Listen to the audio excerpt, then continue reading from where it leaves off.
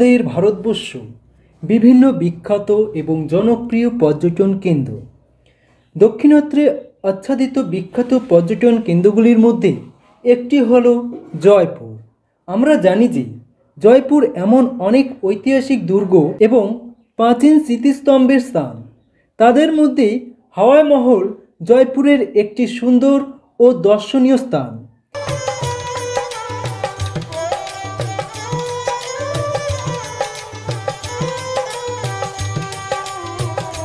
ইতিহাস থেকে মহলের আকর্ষণ পর্যন্ত হাওয়া মহল সম্পর্কে বিস্তারিত জেনে নেওয়া যাক আজকের এই পর্বে। প্রিয় দর্শকবৃন্দ, আপনাদের সকলকে স্বাগত এসপি স্টাডি পয়েন্টে। চলুন তাহলে শুরু করা যাক আজকের প্রতিবেদন। হাওয়া মহল অর্থাৎ বাতাসের প্রাসাদ নামে পরিচিত, কারণ গরমের সময় ঘরের ভিতরে থেকে শীতল হাওয়া বইছে। হাওয়া মহলে স্থাপত্যশৈলী পর্যটকদের আকৃষ্ট করে। হাওয়া মহল 1799 সালে মহারাজা সওয়াই প্রতাপ সিং দ্বারা চালু করা হয়েছিল। এই স্মৃতিস্তম্ভের স্থপতি ছিলেন লালচাঁদ ওস্তাদ।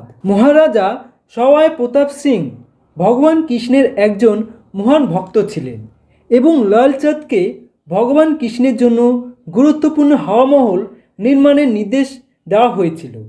তাই শ্রীকৃষ্ণের মুকুটের আকৃতি মহলটি নির্মিত হয়েছিল।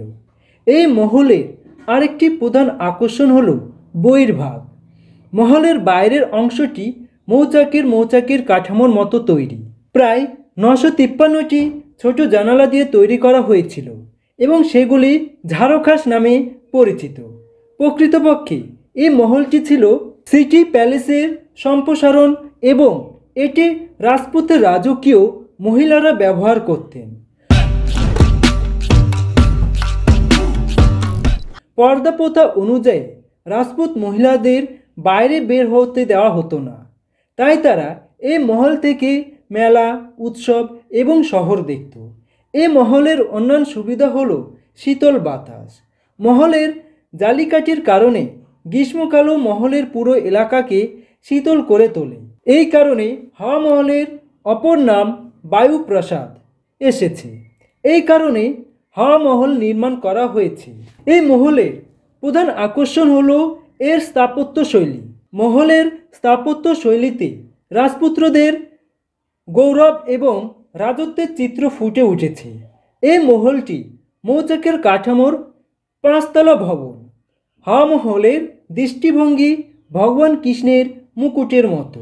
মহলের স্থাপত্য আকর্ষণ হল সুন্দর খোদাই, খিলান, সাদা সীমানা সহ গোলাপি এবং লাল পাথরের মিশ্রণ। হাওয়া মহলের স্থাপত্যশৈলী ইসলামী ও রাজপুত শৈলীর মিশ্রণ। ফুলের নিদর্শন, সামিয়ানা, বাঁশিওয়ালা স্তম্ভ, পদ্মের মোটিভ ইত্যাদি হাওয়া মহলের সুন্দর স্থাপত্য আকর্ষণ। এক কথায় রাজপুত মহিলাদের জন্য এই মহল তৈরি করা হয়েছিল, যাতে বাইরে না এসে শহরটি দেখা যায়। এই কারণেই এই মহলটি সুন্দরভাবে খোদাই করা হয়েছিল এবং বিভিন্ন স্থাপত্য শৈলী দিয়ে ডিজাইন করা হয়েছিল।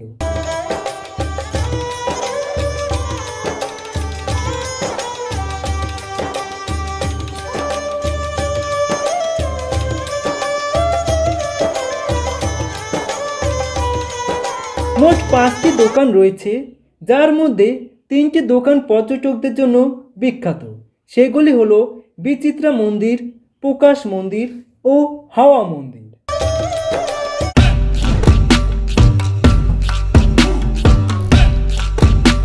মহারাজা ভগবান কৃষ্ণের একজন মহান ভক্ত ছিলেন, তাই তিনি ভগবান কৃষ্ণের প্রশংসা করার জন্য বিচিত্রা মন্দিরকে প্রার্থনার ঘর হিসেবে ব্যবহার করতেন। দ্বিতীয় দোকান প্রকাশ মন্দিরের 2 পাশে খোলা টেরেস রয়েছে। এই মহলের আকর্ষণীয় বিষয় হলো এই 5তলা মহলে কোনো সিঁড়ি নেই। সিঁড়ির জায়গায় তারা জাম্পও ব্যবহার করে, যা রাজকীয় মহিলাদের পালকি বহন করা সহজ হয়।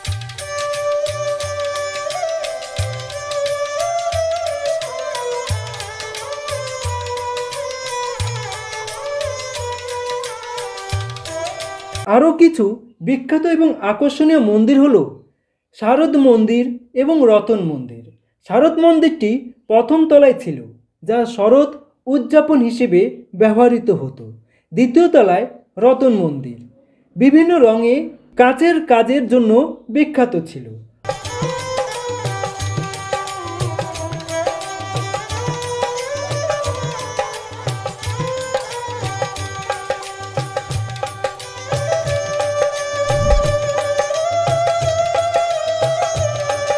হাওয়া মহলের বিভিন্ন মন্দির ও দোকানে এইগুলো আকর্ষণ ছিল। এখানে একটি জাদুঘরও ছিল, যা বিপুল সংখ্যক পর্যটকদের আকর্ষণ করে। এই জাদুঘরে রাজপুত শাসকদের বিভিন্ন অস্ত্র, প্রাচীন জিনিস এবং বিভিন্ন জিনিস প্রদর্শন করা হয়। এই মহলের প্রধান স্থাপত্য আকর্ষণ হল জালিকাটা, যা পুরো মহলকে শীতল বাতাসে পরিণত করে।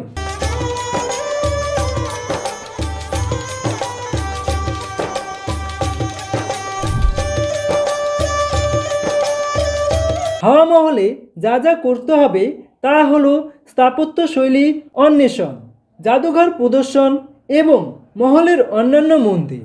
হাওয়া মহল জয়পুরের একটি সুন্দর স্থাপত্য নিদর্শন এবং জয়পুরের অন্য কোনো মহলের মতো নয়। বিভিন্ন স্থাপত্য দক্ষতা পর্যটকদের বিনোদন দেয় এবং এই মহলে রাজপুত মহিলাদের জীবন অনুভব করতে পারে।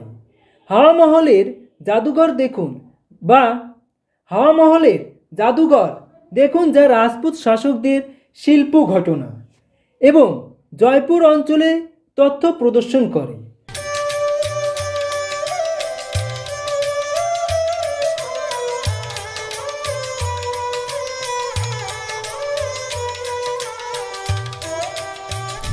হাওয়া মহলের কাছে করণীয় হলো কাছাকাছি city palace, Jantar Mantar, Ramnibas garden ইত্যাদি এবং জয়পুরে কেনাকাটা, বিভিন্ন হস্তশিল্প, ব্যাগ, পাদুকা, জামাকাপড়, গয়না ইত্যাদি কাছাকাছি স্টল এবং দোকানে পাওয়া যায়। পর্যটকরা হাওয়া মহলে একটি সুন্দর দিন উপভোগ করতে পারেন। এটি সুন্দর অভিজ্ঞতা।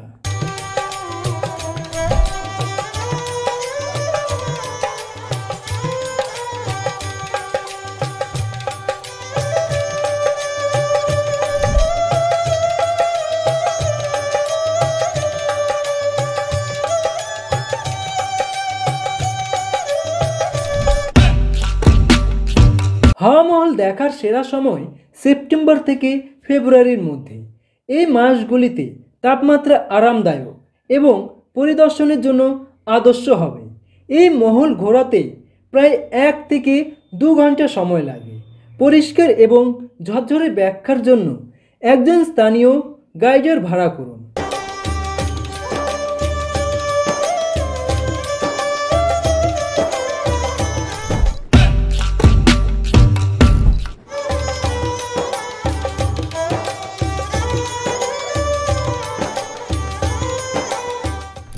সকালবেলা এই মহল দেখার সেরা সময় এবং সকালে সূর্যের আলোর কাঠামোর উপর পড়ে এবং এটি সোনালী রঙের আলোকিত হয়।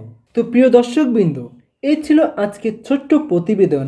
যদি প্রতিবেদনটি আপনাদের ভালো লেগে থাকে অবশ্যই আপনাদের বিভিন্ন সোশ্যাল সাইটে পোস্টটি শেয়ার করবেন এবং চ্যানেলে যদি নতুন হয়ে থাকেন অবশ্যই চ্যানেলটিকে সাবস্ক্রাইব করবেন। ধন্যবাদ।